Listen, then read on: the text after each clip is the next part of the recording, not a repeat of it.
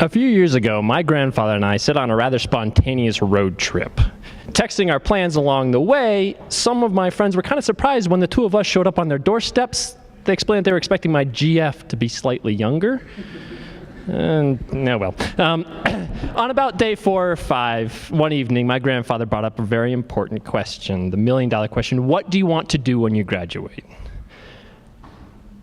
The silence was deafening.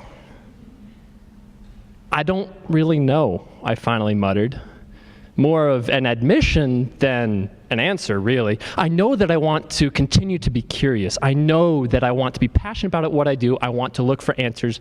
I want to be in a community where I get to do this.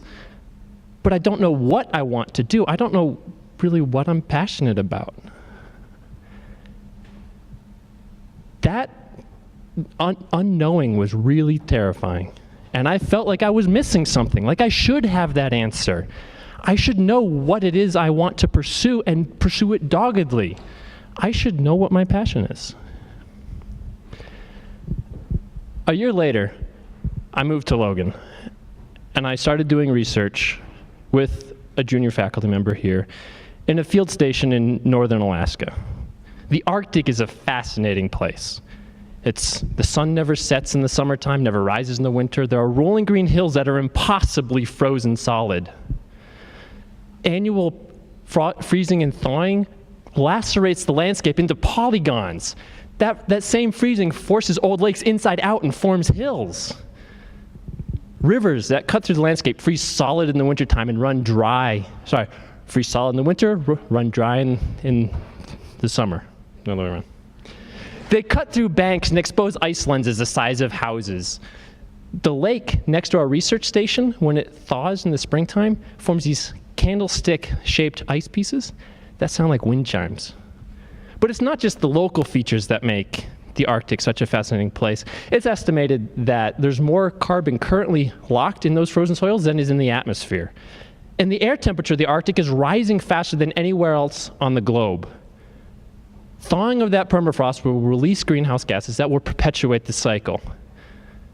We are there in particular to study how Arctic rivers will be affected by climate change and how they will in turn affect climate change themselves. Now, there's some things about working in the Arctic that are indeed entertaining. The fact that we get to travel to remote field sites by helicopter.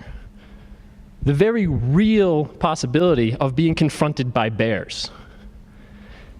Using scientific equipment for slightly not so scientific purposes, and the fact that we get to be in a really beautiful place.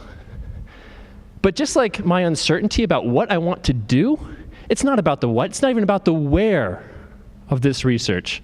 It's the fact that we get to be curious, we get to ask questions, we get to contribute to a larger body of work.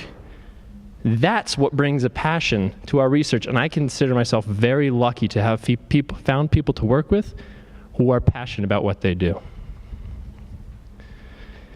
Back in the car, I waited for my grandfather to press me further on how it was that I didn't know after several years in college what it was I wanted to do. But being the grandfather and retired professor that he is, he answered his own question with a line I had heard 1,000 times before. Remember, he said, education is not the filling of a bucket. It's the starting of a fire. Apparently, there are some things out there that I need to hear 1,001 times to understand. I thought that because I didn't know what that was, what that passion I was supposed to be searching for, what that bucket was I was supposed to fill, I felt like I didn't have the passion. When in reality, it was the curiosity that had been cultivated in me carefully by educators all along my route. That was the passion that I was going to be able to bring no matter where I went. And in reality, I have very little control over where I end up. Most of the decisions that I've made have been a project of happenstance. Think of it this way. 20 binary decisions results in over 1 million possible outcomes. 1 million. If I expected to just leave up to chance the fact that I would end up someplace I was passionate about, chances of actually finding it are very, very small. So instead, bringing that curiosity, that's what allows any of the 1 million possibilities to be the right one.